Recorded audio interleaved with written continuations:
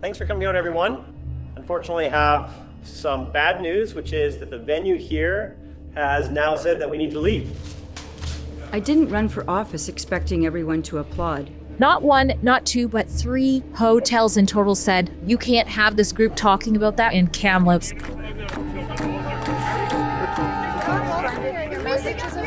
not welcome. But I also didn't expect this. Being swarmed by Canadians indicting themselves for charges of mass murder, or having to take on an industry ready to exploit their guilt. It matters, right? Because we want the truth to be. We want the truth on this. But that's where I found myself, confronting stories that could not be questioned, narratives manufactured to siphon wealth and power from open-hearted citizens. British Columbia is sitting at a pivotal crossroads. We have a beautiful land with extraordinary resources, abundance beyond the wildest imaginations. The rot in our province is deep. It is evident in our streets, our economy, and our culture. We can be the greatest place to live, or we can descend into ruin. So what is this narrative? Is it true?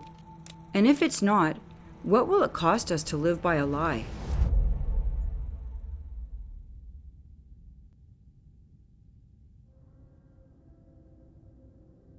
The discovery in Kamloops has been devastating. And a warning, the details are disturbing. I struggled to find words to express my horror and grief.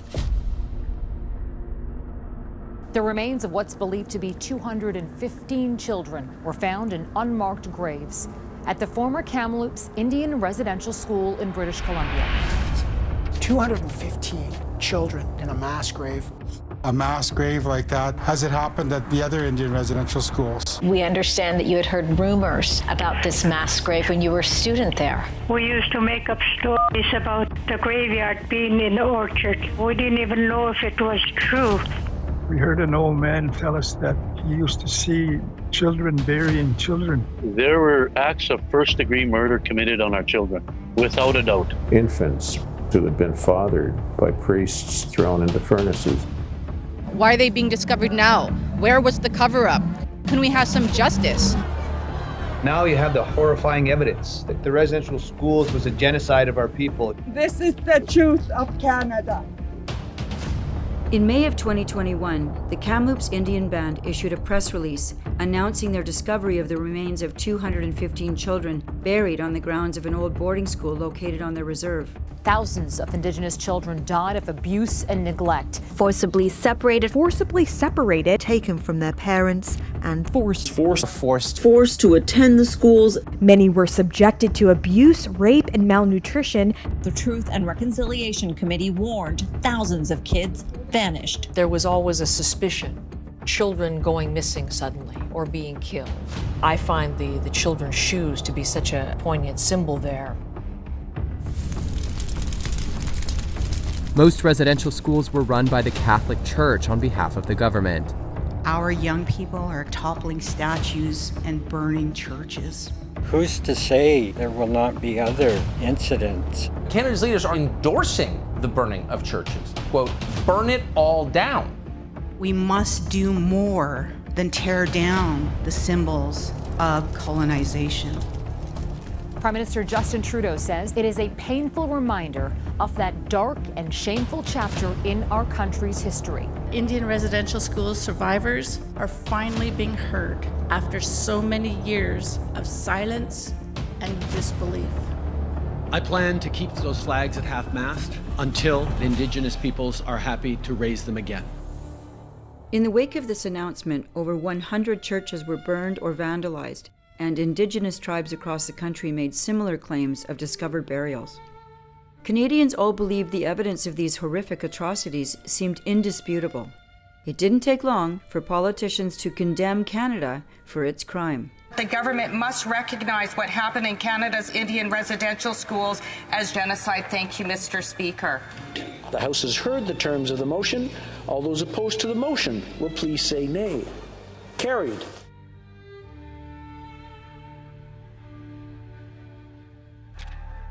There are new developments regarding a 2021 story out of Canada. Stories dominated the headlines around the world. It is now believed that the stories of these mass graves could be false.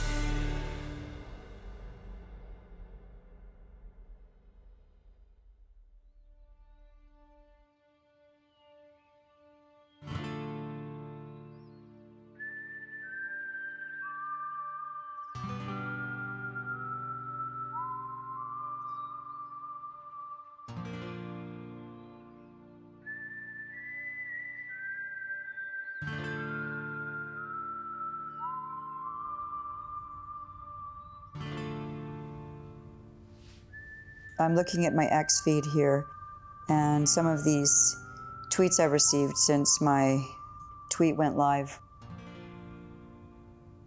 Whenever you take a stand on any issue, people are going to agree and disagree.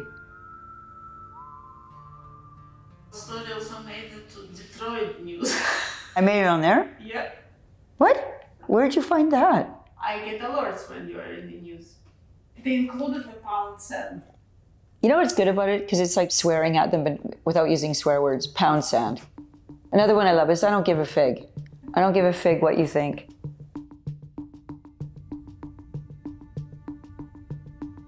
I was born and raised in Vancouver. I'm a fifth-generation Vancouverite. My family goes way back to the beginning of British Columbia when it was a frontier. So I have deep ancestral ties to Canada. I graduated from Princeton majoring in political science, then went on to get my law degree from the University of Toronto. Then I moved back to BC and opened my own legal aid practice defending young offenders. As far as how I got into politics, I guess I just started to see the overall living conditions in the city continually getting worse. The number of people across Metro Vancouver with no place to call home continues to grow. A third of British Columbians are considering uprooting their lives and moving to another province. Something needs to change. I have not been active in city politics before. I've just been watching this and I just had to get active because a lot of people are struggling. Dallas Brodie, the Conservative candidate, projected and elected for Vancouver-Kilchena. Everything is a mess right now. It was obvious what was on people's minds. I learned as a defense lawyer that evidence matters. We need to hear both sides of a story to figure out if it's true. But as a politician, I soon found out that some of Canada's stories were not to be disturbed when an unusual lawsuit crossed my desk just a few months after my election.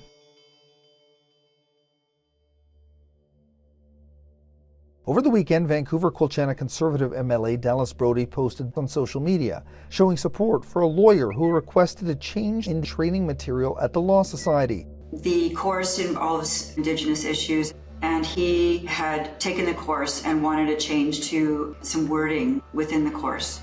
James Heller pushed the Law Society of BC to change its training material to say there were potentially burial sites at the former residential school in Kamloops instead of more definitive language. Of all places where we need to be dealing in truth and facts and evidence is at the Law Society of British Columbia. Instead of changing the course, the Law Society made public statements portraying Jim as a racist. But Jim was only following a ruling from the BC Court of Appeal that stated the Kamloops burials had not been confirmed. The course spoke as if they found these kids. But the Court of Appeal says potential is the right word. It's a totally accurate and fair qualifier to put on the unmarked graves. And that's really kind of the heart of the story here. This is what made me have to respond. It had been 4 years since Canadians were accused of mass murder in Kamloops. Lawyers were being attacked for raising questions.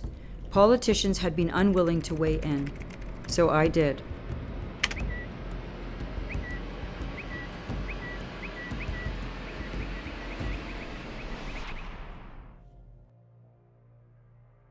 Leader John Rustad has kicked out controversial MLA Dallas Brodie from caucus after her comments about residential schools. I think it was very inappropriate. I was actually hoping there'd be somebody on the corner with a petition to recall her.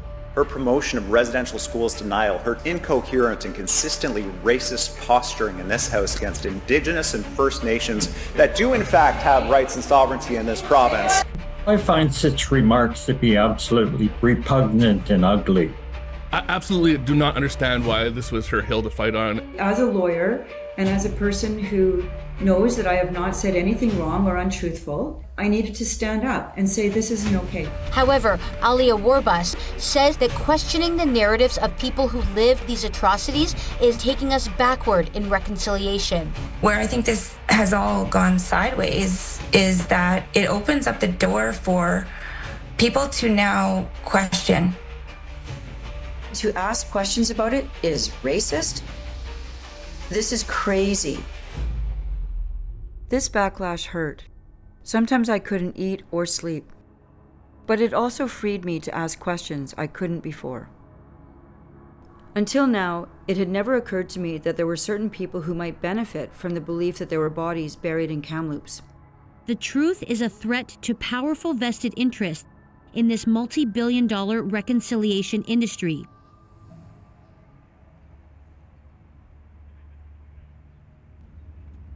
Why am I doing this? Because I love British Columbia and I fear very much for our future. Even though it's super uncomfortable, somebody's got to talk about this. They kicked me out of the party.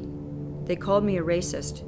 But they couldn't stop me from driving to Kamloops, and they can't stop me from telling you what I found. Drea Humphrey was one of the first reporters on the scene in 2021. She didn't come to the same conclusions as the majority of reports. So Drea, when did you think that there was something not quite right about the whole official story? Well, this was a huge story for BC. The whole world was watching. So I got here just to cover what everybody else was, that the remains of 215 children had been discovered. But very quickly, as you would think all journalists would find, there was a lack of evidence in that statement. I had interviewed people who had attended the school before. I asked them if they were aware of graves. None of them were. They found out with everyone else. And I sat and I looked over that and saw that we needed more answers and something wasn't quite right. Drea wasn't the only one to investigate the discovery, and she wasn't the only one to come up with missing evidence on the critical points of the claims. News swept around the world. We used to be known as Canadian peacekeepers, and now we became a global pariah, genocidal murderers of little children. Michelle Sterling is a documentary filmmaker and writer with extensive work in the formation and Confederation of Canada. The fundamental problem in Canada, everyone has accepted this hearsay, and no one has required the evidence which any normal country that stands on rule of law would have done by now. It seems shocking, but semi-plausible given all the history of agitation about residential schools. Tom Flanagan is an author and political science professor and former advisor to Prime Minister Stephen Harper. He is co-editor of the book Grave Error, which is a collection of works by academics and researchers. Until you started looking more carefully and you realized that there's no reports, no police investigations, no correspondence about missing children. There's nothing. One of those contributing academics is Francis Widdowson, who has been studying Aboriginal governance in Canada for over a decade. There was a lot of control over the information. 60% of the public believe that there's a mass grave at Kamloops. The public needs to know what they have engaged in.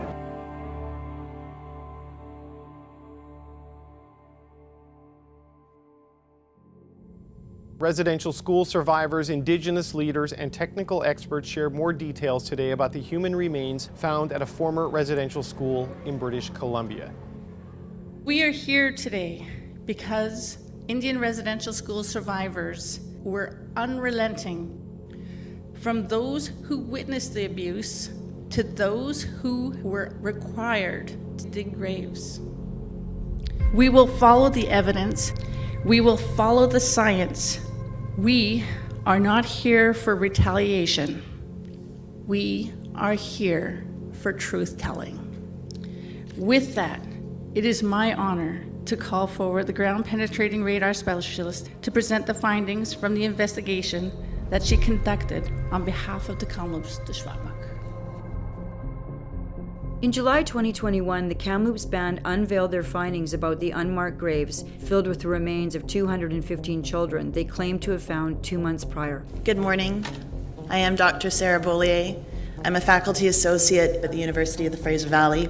Anthropologist Sarah Beaulier took to the stage to present the evidence, which consisted of 3 elements: ground-penetrating radar, the retrieval of a human tooth and rib bone, and the stories of Indigenous elders. The juvenile tooth was excavated, I think, in the late 90s or early 2000s. The juvenile rib surfaced in the same area in the early 2000s and was brought into the museum by a tourist, identified as a juvenile rib bone, and then documented subsequently from there. It turned out the tooth was not human, and no one seems to know where the rib bone is. But that was what the kind of bait was for people, because you're thinking there is some kind of material evidence that shows that there are remains, but it turned out that that was not the case. I was honored to be invited by the Kamloops Residential to conduct the survey of ground-penetrating radar, also known as GPR. Ground-penetrating radar, GPR, cannot identify anything but an anomaly, meaning you'd have to dig it up to see. The suspected graves were found using ground-penetrating radar. While effective at detecting anomalies in soil, it can't see or confirm the presence of human remains. You can't tell even if there's remains, so how do you know that there's children as young as 3 years old? And that's because Sarah Beaulier evidently implanted this in people's heads. It fits with the knowledge keepers' descriptions of children having to dig graves. It also fits with when you have a juvenile burial, because they are smaller in length, they typically are not dug as deeply. The GPR specialist, she tried to say the graves are shallow because they were children digging them. They couldn't dig a 6-foot grave. In fact, underlying all that area is 2,000 feet of septic trenches.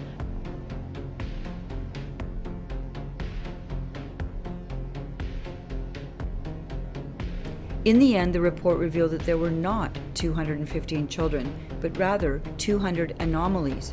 There were not graves, but rather targets of interest, and that you could not confirm either of those facts without an actual excavation. With ground-penetrating radar, we could never say definitively that they are human remains until one excavates. Despite this admission, during that very press conference, Chief Casimir and others maintained that the bodies of dead children had been found. This ground-penetrating radar technology is revealing undisputable proof that crimes were committed.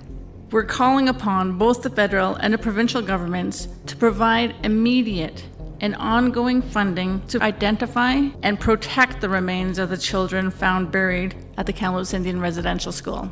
It's undeniable that those are graves. There is no question our knowledge keepers from this community have told us so. But even this testimony doesn't hold up to what is known about the history of the Kamloops Residential School. Kamloops Indian Residential School was run largely by Indigenous people. You don't think they would have noticed that some of their people went missing? It's a large school, lots of staff, near a city, near a band. The kids go home for the summer. Nothing mysterious is going to happen at Kamloops. Native parents are like other parents. They'd ask, where are my kids? The thing is, if there's a missing person, what is their name? Who are they related to? Who are the 215 children? There's no list of names of all these alleged missing children. But Kamloops Indian Band, they just keep on making these statements about, the 215. They're pretending that it's been found that there's 215 children. Right? It's highly improbable because not one parent has said that their child never came home from the Kamloops Indian Residential School. I reached out to Chief Casimir to discuss the status of any identified burials. I received no response. So my team and I took a tour of the school museum to see what answers, if any, it could offer. But unfortunately, inside the school, we ask that no photos inside, but you are welcome to take photos outside. We just ask that they're facing towards the school, just because there is a sacred site here on the property. You guys may have heard of the 215 plus. A tour include a tour of that site as well? No, unfortunately not. That is now a different department's area. Like it used to be the museums, but we've now handed it over to the Esquequay department. It means the missing, which is the name for the children who are down there. Right. We were hoping to learn about that. Like, do we know that there's 215 people buried or there? What do we know? I myself don't know a lot. Okay. I thought it would be a big part of the tour because this is the site, right? Yeah, and It's the big story. Are you aware of whether there's been any digging? I don't think there's been any digging on the Kamloops land. There has been digging at the Pine Creek Reservation in Manitoba. Taking that step of actually deciding to dig, of trying to confirm what those anomalies are, led down a tough road. We began with community engagements after the 215 announced in Kamloops. The elders had a knowing that in the basement of the church that there were graves there. So they did ceremony, they did a dig. The next morning, the community gathered for a ceremony to learn what they had found. 0 of those excavations reveal anything looking like human remains. In this, you can see there are 2 giant rocks. So this is the floor of the reflection. It's completely excavated. And there's just rocks and junk, old rubble. So no graves. Do you think the band should commit to doing this excavation? I doubt that they want to dig it up. They want to say it's sacred ground. And this is what people say. We know children died there. We know children were abused there. Why do we have to go up and dig graves to prove it? They don't owe you their children's bodies. Yes, they do. If you're going to accuse my country and my ancestors of genocide, you better dig that ground up, because heinous crimes like this are based on evidence. They're not based on hearsay. Over here is an area with a white opaque fence around it. What is that? Do you know what that is? And we've been told we're not even allowed to film pictures of that. That is sort of the area that leads towards the apple orchard. And that white fence wasn't here. So they've actually built a white fence to shut out eyes from what's going on. $12.1 million, we know for sure, has gone to this claim for investigations like excavation, and that hasn't happened. The ban, unfortunately, now knowing that so many people do know the truth, said that white supremacy is fueling residential school denialism, instead of telling people, why haven't you dug in the ground yet with the millions of dollars you receive from the taxpayers? Stop filming.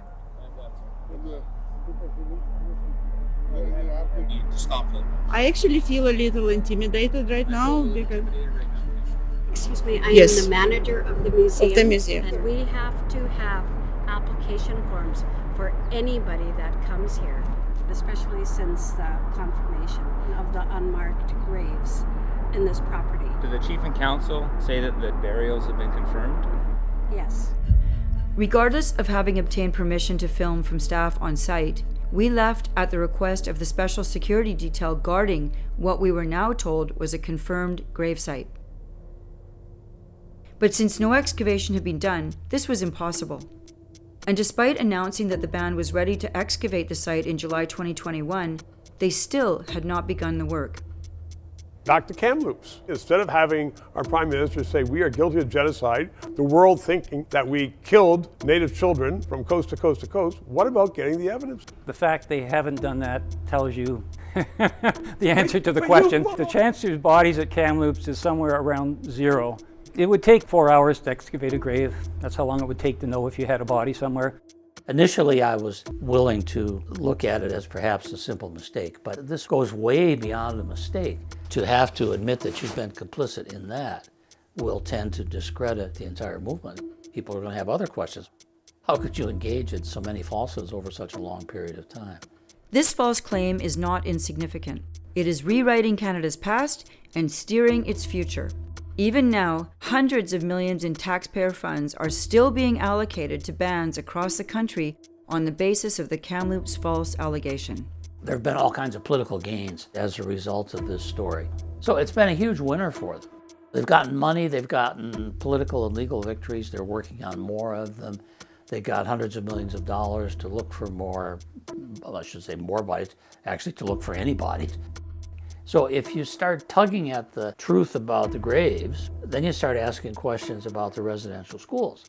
And they don't want to give on it because they've built so much else on top of it. It's like it's right down there at the bottom. And you pull that one brick out, then the story about oppression starts to crumble.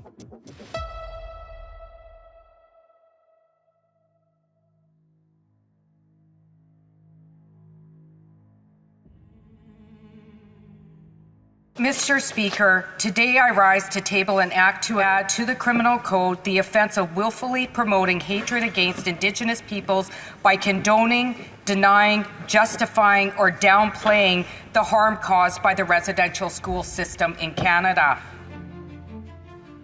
I have publicly stated that the number of confirmed burials at the former residential school in Kamloops is 0. There is a difference between free speech and inciting hate. This is the truth. Residential school denialism is inciting hate, full stop. Denialism is violence, and denialism is hate. Everybody said, yes, Indian residential schools were genocide. It's not that people are denying that residential schools existed, but rather trying to twist or manipulate basic facts to try and undermine or shake public confidence in truth and reconciliation. The denial of residential schools and unmarked burials is on the rise across Canada. However, the First Nations Leadership Council, one of the most powerful lobby groups in British Columbia, is now calling for me to be imprisoned. The council's extremely upset at her blatant racist promotion of denialism. Why wouldn't we treat Indian residential school denialism like we would the Holocaust in terms of hate crimes? We're seeking similar protections. On the basis of that factual statement, imprisoned. Does the Premier have a list of facts that British Columbians must not speak lest they be put in jail? If you ask Canadians, 2/3 want additional evidence before accepting unmarked graves at Kamloops School. Or should I request that list from his good friends at the First Nations Leadership Council? In the end, this bill did not pass, but its fate is still undecided. Indigenous lobby groups, activists, and politicians still push to limit acceptable speech around residential school claims of genocide.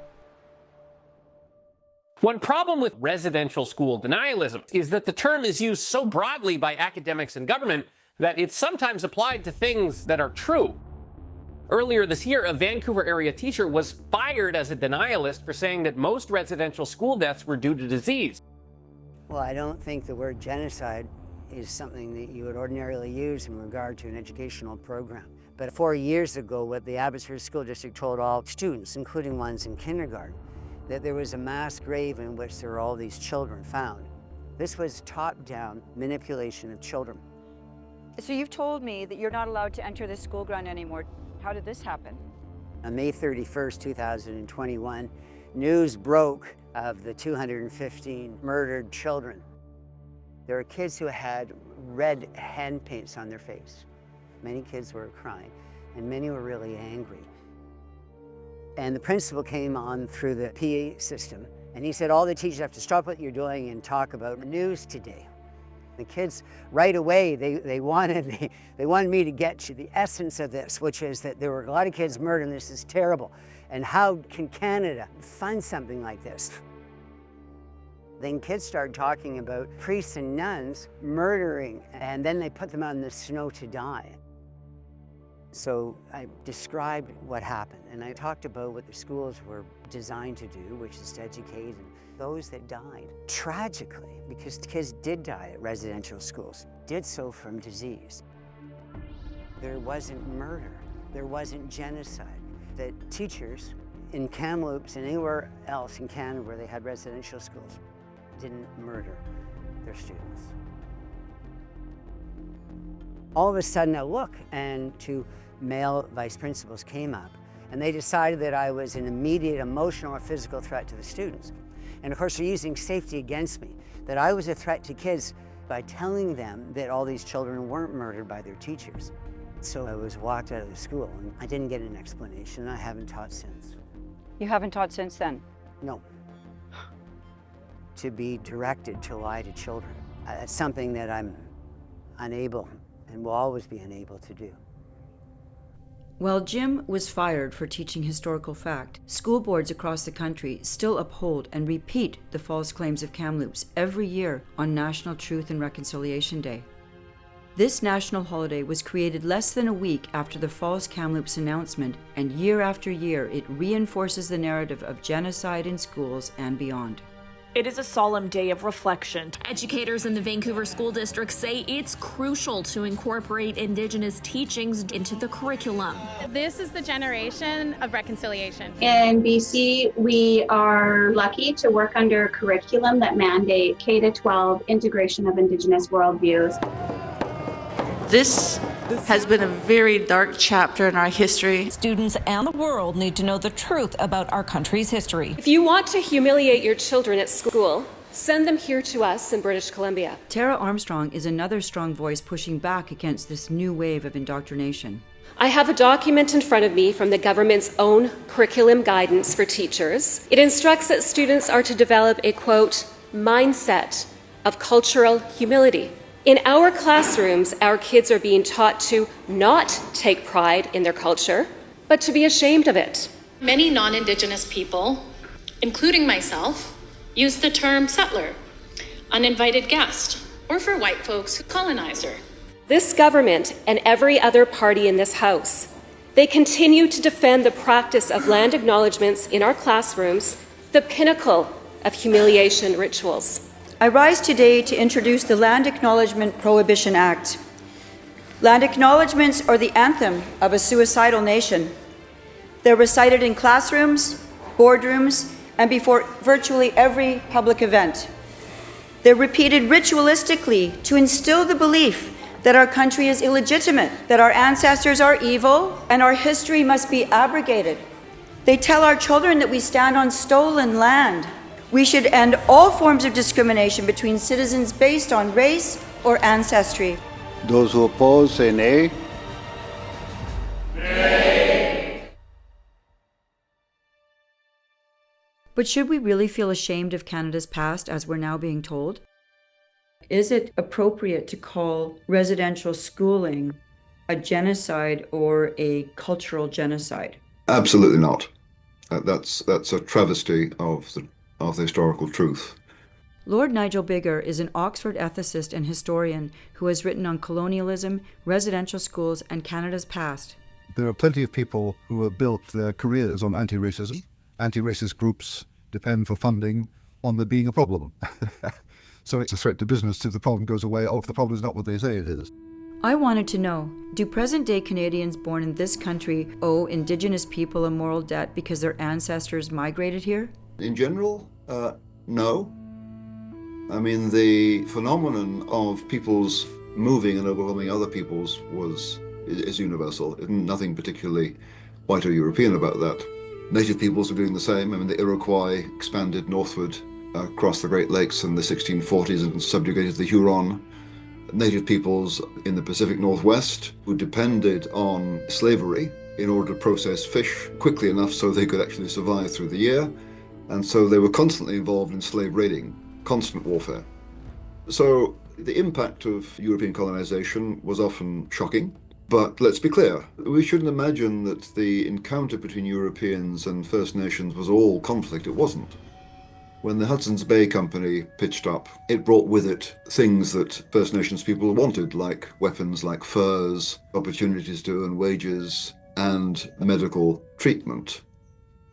And because the company made clear it wasn't going to tolerate slave raiding or tribal warfare within sight of its trading posts became zones of safety that First Nations peoples competed to be close to for the sake of security. So European traders brought certain benefits Native peoples wanted.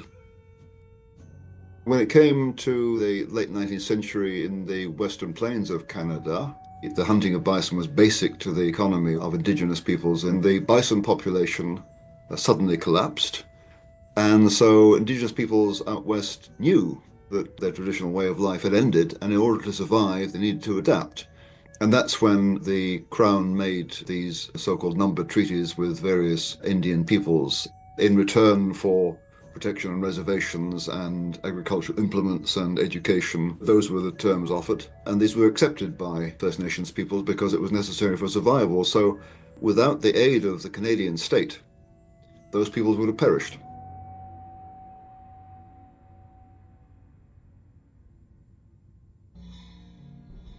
It is often claimed that residential schools were created by the Canadian government in order to destroy Indigenous cultures and replace them with European ways of life.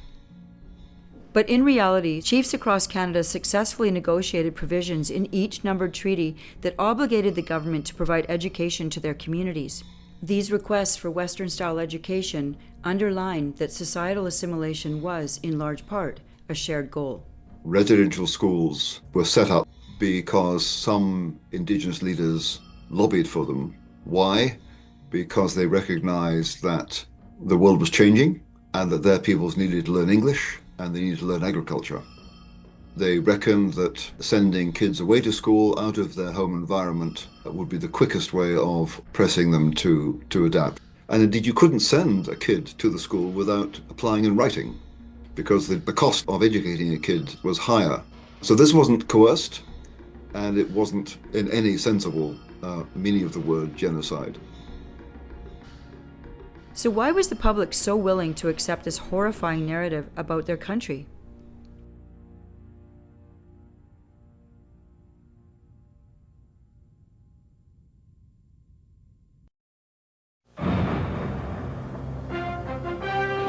From CBC News. Some chilling allegations today about abuse of Manitoba Indian children in the past during the days when they were forced to attend boarding schools. One of the country's most prominent chiefs called for an inquiry, saying he was one of the victims. Chief Fontaine, so many Canadians of your generation were strapped, were hit.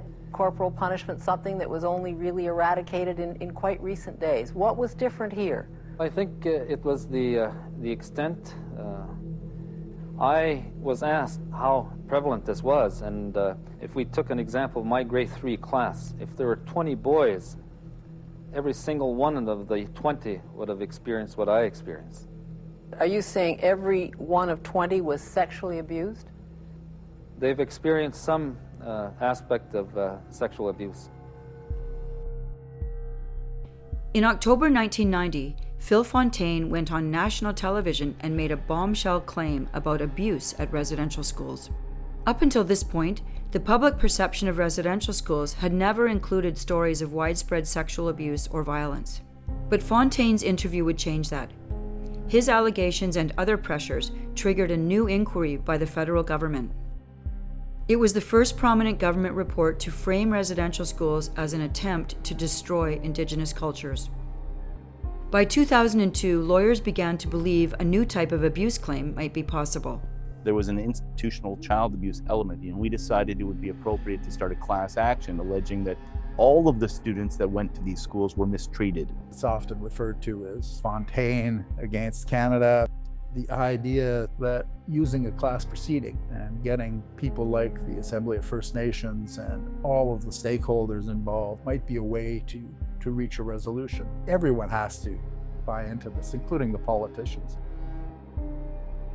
The resulting class action was settled out of court by the federal government with the creation of the Indian Residential Schools Settlement Agreement.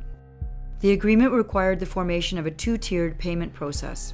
By 2008, the government wanted a settlement plan, and they decided that there would be what's called a common experience payment. A lot of people got that. You could also apply for an independent assessment process hearing, which was a much higher level of payment. And this would be for people who had suffered serious abuse. The trick was you didn't have to provide any evidence.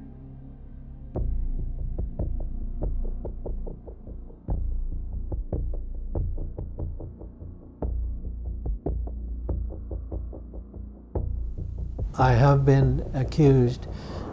If students felt they were abused, they could make a written complaint, and the written complaints that I have are 50 words or less. My lawyer said, just don't bother with it. But I had about 3 dozen. And then I started getting some sexual abuse charges, And I just said it's enough. I wanted to challenge them. I could appear before the adjudication committee. I was not allowed to ask any questions, and the person who accuses me did not have to attend, and they didn't attend. As long as I wasn't challenging them, they had access to a great deal of money, and they were encouraged to do so. By removing the evidentiary safeguards that govern ordinary legal processes, the federal government opened the door to bogus and exaggerated claims, especially because the more grotesque the story of abuse, the bigger the payout. Take, for example, the following copycat claims. The allegation was that I hit him over the head with a hockey stick, I knocked him unconscious, caved in his head, and left him there. I'm sure he got compensated very well, because about 3 months later, I got the identical allegation from his younger brother. It didn't happen. It was a false allegation, but there was no way of defending yourself. These two claims could have paid between $20,000 to $80,000 each. Incidentally, the IAP's application guide actually lists getting hit by a hockey stick as a sample claim. In total, the IAP would pay out $3.2 billion to 38,000 individuals, with 99% of claims being approved. The Indian Residential School settlement would pay out $5 billion, the largest settlement in Canadian history. So it was a total breach of justice in every way possible, which is sickening as far as I'm concerned, and a huge distortion of history on both sides. With so many claims approved for payment, one would think that the evidence from this process would have supported thousands of criminal convictions. It didn't. Manitoba RCMP confirmed its officers have spent more than 10 years investigating alleged sexual abuse at the Fort Alexander Residential School. Mounties say they've pored over archived school records and interviewed more than 700 people across North America. So far, no charges have been laid. This investigation was the largest ever into residential school abuse and took place at the very school where Phil Fontaine alleged that he and his classmates had been abused. No convictions were made, leaving the story Fontaine took public over 2 decades earlier unsubstantiated. And although there have been several wide-scale RCMP investigations across Canada, there have been fewer than 50 convictions for sexual offences. But the impression left in the public's mind of malicious priests, nuns, and teachers abusing children persists to this day. The She-Shelt Nation says it has detected 40 potential unmarked graves at the former grounds of the St. Augustine Residential School. Ground-penetrating radar indicates shallow graves, only large enough for young bodies in a fetal position. These were very brave young children. They would not change their ways. And because of that, they lost their lives. That is inconceivable. It is so amazing that people are believing this. Why? Why are they believing this? Pat Carney taught at the She-Shelt Residential School during the 1960s. What was life actually like in a residential school? We've heard the stories of students, but what did their teachers have to say? When people find out I taught in residential schools, they look at me as if, oh, you're one of the abusers, you know, and that just was not the case. My class had about almost 40 students, 2 grades. Of those 40, half of those were boarders and half were day students, lived on the reserve, came in every day. Then there was also a group of children there that would have been put in foster homes. And so there was a whole group of kids that didn't have care at home. So that was the mix that went all the way through the whole school. And what would you say to people, oh, all you did was abuse these kids? I mean, what you call abuse. Making children stay to a schedule and that, is that abuse? They used to give straps. Today, that would be considered abuse. It wasn't considered abuse then. The thing is that the resources there were very, very slim, to say the least. And I don't think people ever give credit to the nuns and the priests and the brothers that worked in these schools. The nuns, they really loved those children. They were trying to make their lives better. I can remember one day, I'm just having a terrible time teaching, and the nun who was the principal said to me, "These children come from a hard background. What you have to do is make sure they have a happy experience here." And many did. But those aren't the stories the media likes to tell.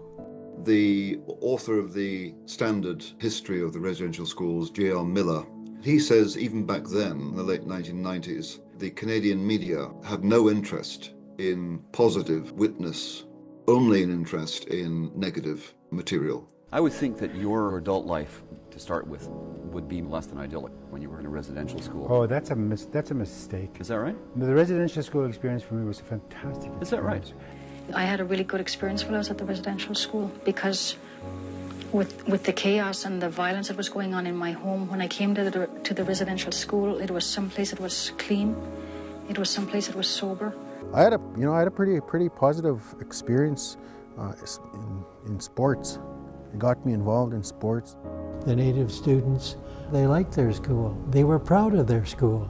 It was fun working there. The priests and the nuns would dedicate their lives. How can they say that they didn't care for them? Can you tell me some of the things she told you? She had, very fond memories. And in fact, over the years, we had 3 or 4 of my cousins living with us who, after the school closed, had no place to go. And there was never any hint of abuse. Yes, there were rules to follow and there were consequences, but the whole idea of these schools set up to abuse the children is ludicrous.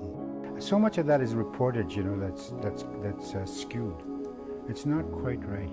They don't have the whole picture. There was a lot of us who had positive experiences at the Native Residential School. Did anybody ever reach out to you to participate in the Truth and Reconciliation Commission? Oh no, I don't think they would wanted to hear my point of view. I really don't.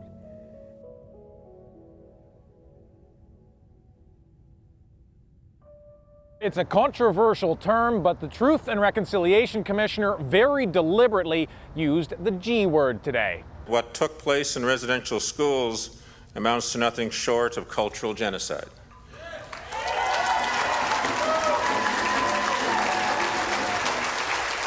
So much more is known about what happened in these schools because of a court case survivors won 8 years ago. Part of the settlement was the establishment of a Truth and Reconciliation Commission. That commission has spent the last 5 years travelling the country, gathering testimony, listening to survivors, and everyone lined up here is waiting to get a copy of the final report. The Commission described its own objective, not as an impartial investigation of historical events, but as one of healing and reconciliation. It accepted the stories of former students and others at face value, with no cross-examinations or opposing witnesses, and despite the fact that many of these storytellers were actively pursuing their own financial settlements, making them unlikely to share positive experiences. Nor were the views of competing experts sought out. Of the 20,000 or so witnesses, many were family and community members sharing second-hand accounts of events from the distant past, and only a small minority were former residential school staff. Genocide, commonly associated with historic atrocities such as the Holocaust during the Second World War or the mass slaughter of Tutsis in Rwanda. But to call Canada's residential school policy cultural genocide is curious. Do you believe that this is a deliberate tactic that's being used to bring in Holocaust imagery, terminology, experiences? Yes, I do believe that. This atrocity propaganda is very hard to shake from people's minds. It's like, for instance, Chief Terry Teague. Residential schools or these institutions also had incinerators, so there could be potential not finding any remains of children there. They're not going to find any of the missing children because they were all incinerated. So the whole kind of Holocaust theme has now been bound up with Indian residential schools. These people are rewriting history. In its opening paragraphs, the report accuses Canada of cultural genocide, implying that physical and biological genocide occurred as well. Holocaust terminology, themes, and imagery are appropriated throughout the report. The term survivor, for example, falsely implies a coordinated intent to kill students. The report uses Depression-era meals to imply that students were commonly malnourished or starved. But a recent study found that children born after 1930 who attended residential schools had an average adult height of up to 1 inch taller and were more likely to have healthy adult body weights than children who stayed on reserves. The report also implies children were subject to inhumane living conditions and disease inside the schools. The Commission's report cites a famous 1907 study by Dr. Peter Bryce, who attributed high disease rates in residential schools to poor ventilation and overcrowding. What it does not mention is that many students arrived for medical treatment after facing even higher infection rates on reserve. After Bryce's report, residential schools across Canada upgraded their healthcare systems. These improvements alone drove mortality rates down by 9 times. One of these improvements was the installation of a septic system at Kamloops in 1924 to improve sanitation for students. Ironically, this septic system was likely what Sarah Boulier mistook for the bodies of dead children during her fateful GPR survey. The introduction of antibiotics in the 1940s lowered TB mortality rates even further. By 1953, residential school students were 5 times less likely to die from TB than the general Indigenous population. Far from being concentration camps, residential schools were instrumental in improving the physical health and safety of many Indigenous children. One of the most well-known topics pertained to the number of children claimed to have died or gone missing. While the TRC report cites 3,200 residential school deaths, not one of them is an established murder. The vast majority were due to disease during the pre-war era. These numbers are also inflated by the inclusion of students who died for any reason within 1 year of enrollment. Printed on this cloth, the names of children who never returned home. A powerful addition for this year's event. More than 1,000 new names, and there's space for more. These have turned out to be just names of people who died who at one point went to residential school. There probably are 423 on there who actually died at residential schools, but there's also names like Helen Betty Osborne, who was murdered when she was 20, and there are names of people who were 85 years old, people who died of gunshot wounds, people who died of alcohol poisoning. They had nothing to do with Indian residential schools, and it's just been added on. The most misleading term used in the TRC report might be the phrase, "Missing Children in Unmarked Burials," which happens to be the title of its 4th volume. While this wording invokes imagery of children forced from their homes and into mass graves, it presents no evidence of abductions or disappearances under suspicious circumstances. Nothing like this ever happened. The phrase unmarked burials simply refers to overgrown and neglected cemeteries near residential school properties. The genocidal themes and terminology deployed throughout the report helped to prime the public to accept the horrific stories from Kamloops in 2021. When you examine the claims about residential schools in their entirety from Phil Fontaine through to the TRC's final report, what you find are just stories, not conclusions grounded in evidence. The claims of genocide simply don't hold up.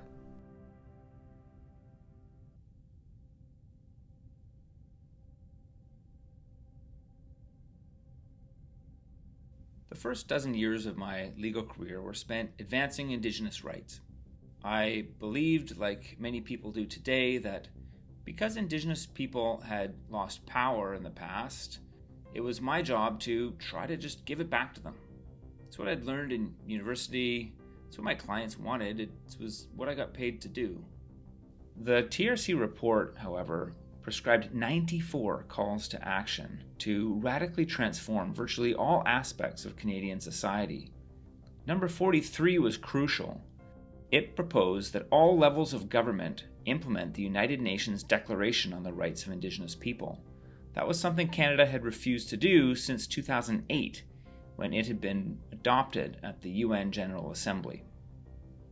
The calls to action of our Truth and Reconciliation Commission have helped shed light on a dark chapter of Canada's history of colonization and residential schools. Today, we are addressing Canada's position on the UN Declaration on the Rights of Indigenous Peoples. I'm here to announce on behalf of Canada that we are now a full supporter of the declaration without qualification. One of the reasons why I left my legal practice was because in 2019, I saw the government of BC unanimously pass the Declaration on the Rights of Indigenous Peoples Act, DRIPA, into law. The BC government has just passed Bill 41, the United Nations Declaration on the Rights of Indigenous Peoples, the first province in Canada to do so. For those witnessing this historic moment, it comes with enormous emotion. They had no idea what they were doing, because that law was a surrender of the province, total surrender. It's providing one ethnic group with a bunch of new rights and no responsibilities to the broader public. It's a racist future. Tim Thielman's experience working as a lawyer for First Nations has given him an intimate understanding of how reconciliation has become an industry in Canada and why it is so popular with the professional class. It's easy to believe that you're doing the right thing when you're getting paid a lot of money to do it.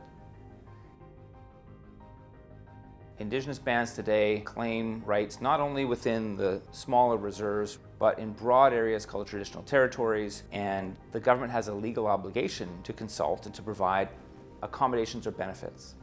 So your job as a lawyer is use the legal leverage the Supreme Court of Canada has created and the moral leverage of the stories many Canadians believe about our past, essentially to extract concessions. So how does that work? Well, there will be agreements to provide funding for the band to then hire lawyers, consultants, engineers, a whole raft of experts to then fight the very projects that are coming through the territory. Rest assured, there will never, ever be a Kinder Morgan Trans Mountain Pipeline project. There will also usually be benefits sharing agreements, and these can be in the millions of dollars for larger projects. And that's ultimately what the industry proponents and the governments are having to enter into in order to get the bands not to delay or blockade or otherwise use their moral and legal leverage to obstruct the project. And so, in effect, what's happening is tantamount to extortion. Are the bands concerned about the general welfare of the province at all and how well we're doing? I mean, generally no, because they have a legal obligation to put their members' interests and rights first. This area of Kits is slated for major change. The total cost of the investment is around $3 billion, which will make it the largest private investments in a First Nations enterprise in Canada and definitely the world. Sanok will transform the Kitsilano skyline with 6,000 rental units and 1,200 condos. Band members will have below-market housing, possibly subsidized, but no guarantees yet for everyone else. Here we are in the heart of Kitsilano. This is a development called Sanok. When completed, it will be the densest real estate development in the country. It was funded by $1.4 billion in taxpayer money, the largest loan in the history of CMHC. All of the traditional rules were ignored in this development: traffic, parking, schools, all of it. How did this happen? Developers partnered with First Nations using reconciliation as a cover story to circumvent all building regulations and getting filthy rich. Critics, including neighbors, raised concerns they weren't consulted. You cannot say that our connection to the land is so deeply meaningful. When you're building high-rises out of concrete, there's a big gap between that and an Indigenous way of building. They'll be making decisions that are going to profoundly affect the development and the future of Vancouver. So interesting listening to you. It's reminding me of when the settlers came here and instituted their governing structures that we weren't allowed to participate That's in. right. And That's right. you're Exactly talking like that. I'll say it. It's basically, now we. That's no basis for reconciliation. That's not going to work. Construction here at Sanok is well underway, and whether the neighbors agree or not, change is coming to this land.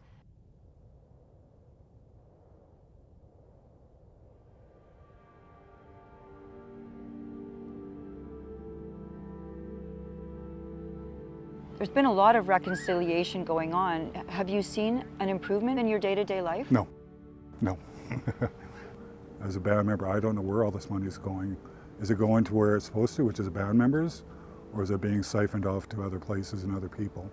And how do people feel about that? Most people won't ask questions because they're afraid of the pushback and the blowback from the chief. So they really have no way of addressing the situation, and they're afraid to. What could that blowback be? They can try and take your house away from you. They can do an investigation of you to try and kick you off the reserve. If you're working for the band office, they'll have you fired the very next day. I know 3 different people that's happened to. Do you think there's a greater reluctance of police and other authorities to investigate things because it is an Indigenous band? 100%. Guaranteed 100%. They don't want to poke the bear and get everyone saying, oh, this is racism, colonialism, all this stuff. Is it racist for me to be concerned about corruption on the reserves? No, not at all. You should be concerned about it because you don't know where the money is coming from. For example, the chief, is it coming from kickbacks, foreign governments, from gangs? It's a combination of all of them. So it's not racist, it's your right to know. This is why I want access to the general ledgers, the balance sheets and all that, so I can see where all this money is going, because we really have no idea. 3 years ago, Hans McCarthy began raising questions regarding the finances of his community. There's a lot of corruption in First Nation communities. In 2013, the funds totaled around $102 million, but in 2024, less than $9 million remained in the account. This must bring a sense of futility to people. A lot of people down there are just giving up in terms of trying to get help from the reserve. They know nothing's going to happen. They know no one's going to investigate. They know that no one's coming to save them. Rob Louie felt this same sense of futility. That is why he started a nonprofit to help Indigenous Canadians fight corruption on reserves. An inspiration that came to him one morning while living rough on the streets of Vancouver. In February of 2019, at 5 or 6 in the morning, the fog was lifting off of the downtown east side. I saw a lot of my people walking like zombies. And it was there that I said, where do we get the help? How do we get out of here? And the third thing that came to mind is, where the heck are chief and council? Where's my chief to help us out of this place? My son passed away a few years ago on the downtown east side to a drug overdose. And he couldn't get out of there. And the Lower Kootenay band, where I'm from, where my late son is from, came into $31 million last year. And I asked to set aside money for those of us that want the help for treatment like that. Not only was I denied, but my chief, who is my brother, rescinded the financial administration law, the only financial legal instrument that governs my band around the money. So now we have no financial accountability, legally speaking, that's governing my community with all these millions that are the revenues that are going through my band. That's just wrong on so many levels. So I can say when I hear a chief and council talking about our inherent power, and when they even go further than that and talk about sovereignty, it scares the heck out of me. It really does. And here's why. Because in this era of reconciliation, the elected officials believe that if they appease or assuage the chief and council, that's as far as reconciliation goes. It doesn't flow to people like me. So the buck does stop literally at the chief's door, and God knows what happens to those dollars when it gets in the chief's hands. Rob's frustration was justified. As he himself had experienced, the intergenerational damage caused by substance abuse has a long history in Indigenous communities, one that predates residential schools by many years. The first colonial inquiry into alcohol in Indians was in 1830, and they were looking to see, not about alcohol per se, they just wanted to see what are the issues holding back our Indigenous Canadians. Alcohol was the number one reason given in 1830. The British colonial government immediately banned the sale of alcohol to Indigenous Canadians, but the idea that residential schools were the problem, is not the case. The more fundamental problem is alcohol in reserves. Even BC Conservative MLA Alia Warbus agrees that public policies should focus on addictions and substance issues in Indigenous communities. One of the things I noticed about the NDP, when I look at purely the facts, I just think our communities are suffering, our kids are dying because of a toxic drug crisis. These policies are not working. And they have a cascading effect. For instance, Statistics Canada estimates that First Nations women are 10 times more likely to die from substance use than the general public, and that 70% of child custody cases involve drug or alcohol consumption.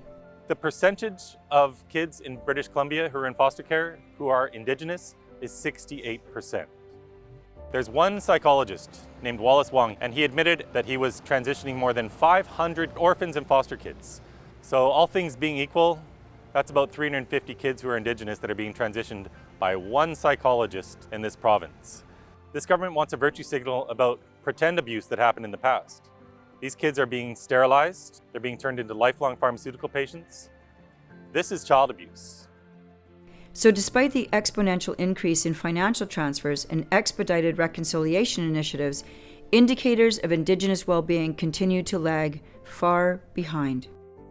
Life expectancy for Indigenous people in BC has plummeted by 6 years since the NDP came to power in 2017. It makes you wonder, what has all this so-called reconciliation actually accomplished?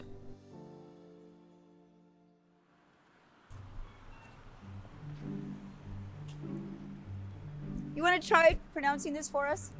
The actual Aboriginal. Yeah. Okay, well, since it says Musqueam View and it's got to be similar, that looks like... That's a tough one. No, I don't think I can pronounce it very well. Mexium? Mequisquium. See this new street name? I do. Okay. How do you think you'd pronounce that? Oh. Sorry, no. You don't know how to do it? Or I have no idea. I don't want to butcher it. Sikmwakmasam? you guys want to take a shot at saying this name up here on the street? Let's try. No clue. I have no idea. Steakmark Iceman? Yeah, that's pretty good. Thank you very much. Yep. You're David Gardner. I am. And you're living on what was formerly known as Trutch Street. Trutch Street, which has been around forever. What is it called now? Shimukwiam Awesome. Shimukwiam Awesome. I may not have the pronunciation right yet. The first letter is S with a chevron. Next letter, Yeah. X to the power W, yeah. And then Upside down E, I think. upside down backwards E, yeah. Get backwards E. I cut and paste, that's how I cope with this. This will be for the rest of my life. Every time they want to identify me and use the street address as part of the identification process on the phone, that will mean going through this alphabet with someone that doesn't understand. There's going to be more. The mayor has indicated he's not finished. Really? I'm not even sure that Vancouver is safe anymore. From what? Name change. The city. Yes, why not? The city itself. Why not? Is there anybody at the city you've been speaking to try and remedy? The city doesn't answer the questions. You won't be seeing this street name in the Kitsilano neighborhood starting Friday after Vancouver City Council voted for the first time to change the street name to one gifted by the Musqueam Indian Band. City officials told the public that the new name had been gifted by the Musqueam, but leaked documents shared with me revealed that the Musqueam had actually invoiced the city $33,500 to participate in their own gift-giving protocols and meetings at City Hall. It turns out that in 2021, BC's NDP government had quietly amended Freedom of Information laws to prevent members of the public from accessing documents related to Indigenous rights. But why would reconciliation require such secrecy? Because they're not just discussing the name of your street, they're surrendering the lands underneath them.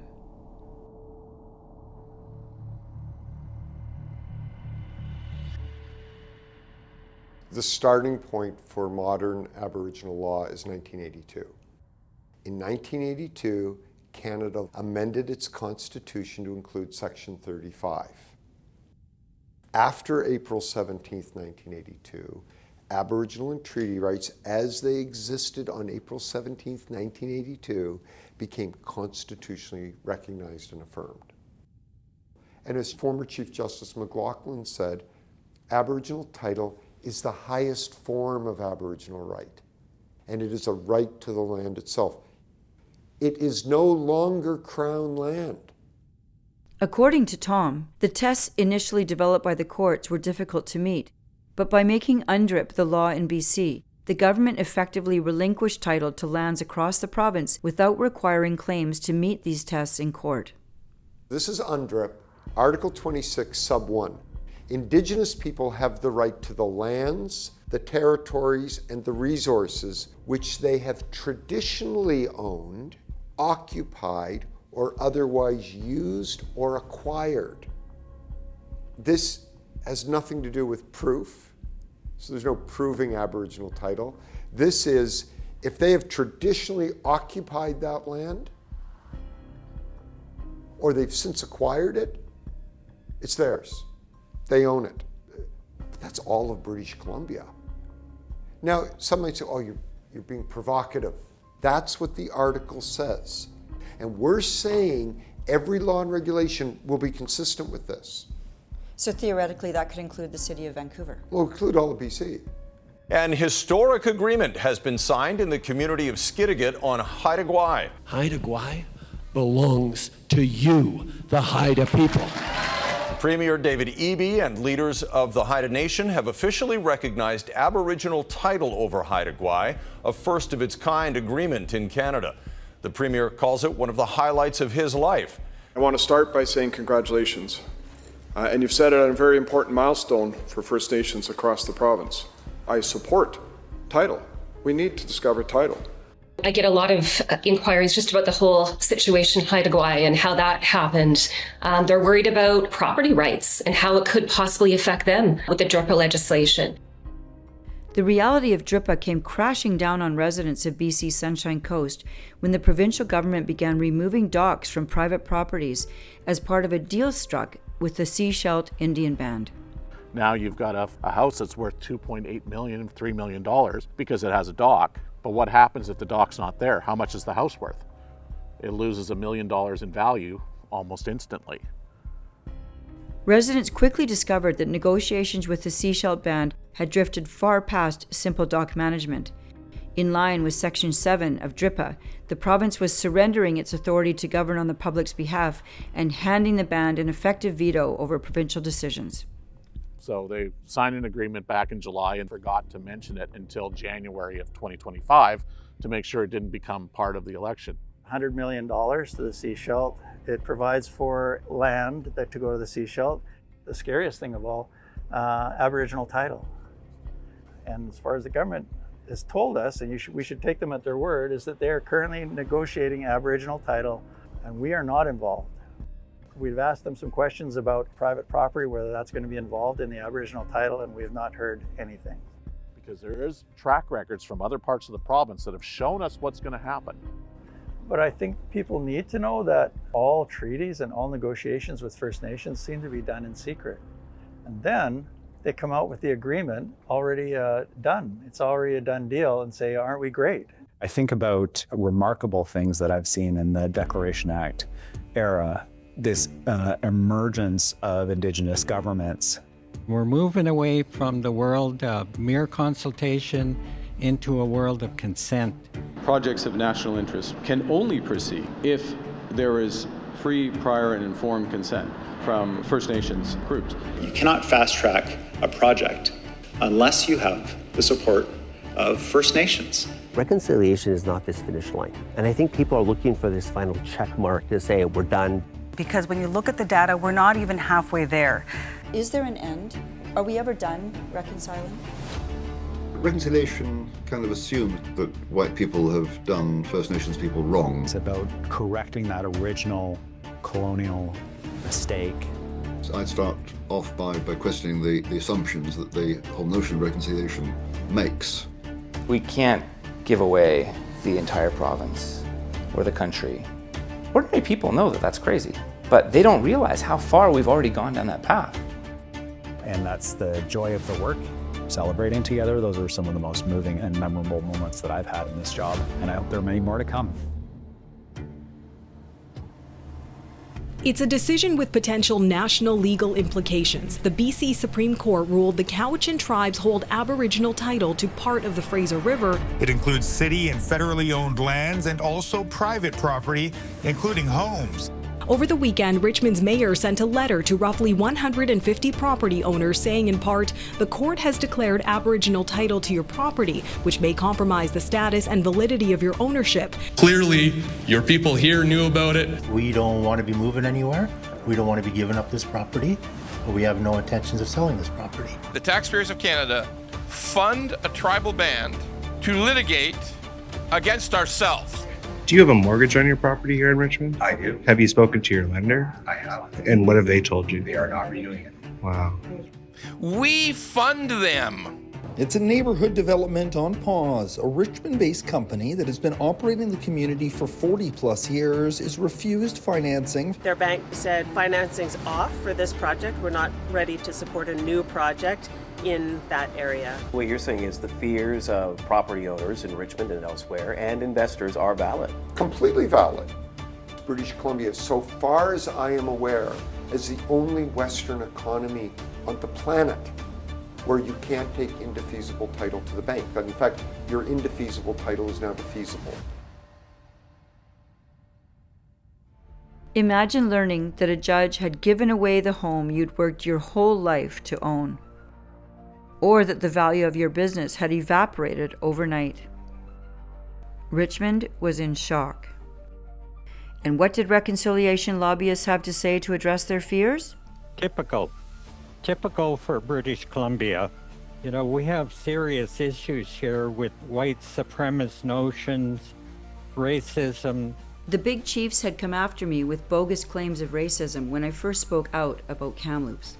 I wouldn't let them guilt-trip Richmond or undermine property rights across the province. Homeowners in Richmond woke up recently to find that they may not own their own homes.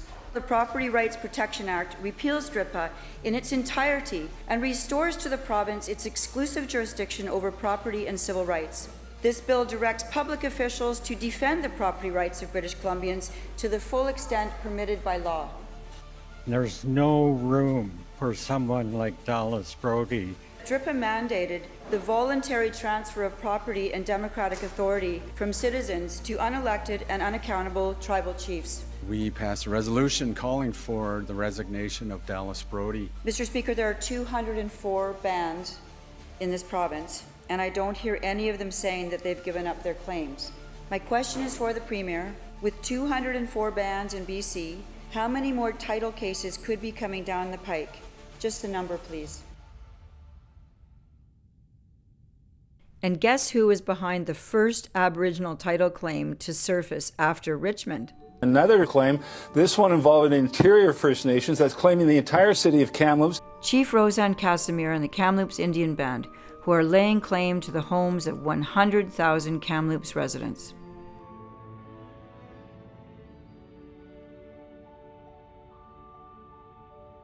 Your home, your city, your province, your nation. It will be next.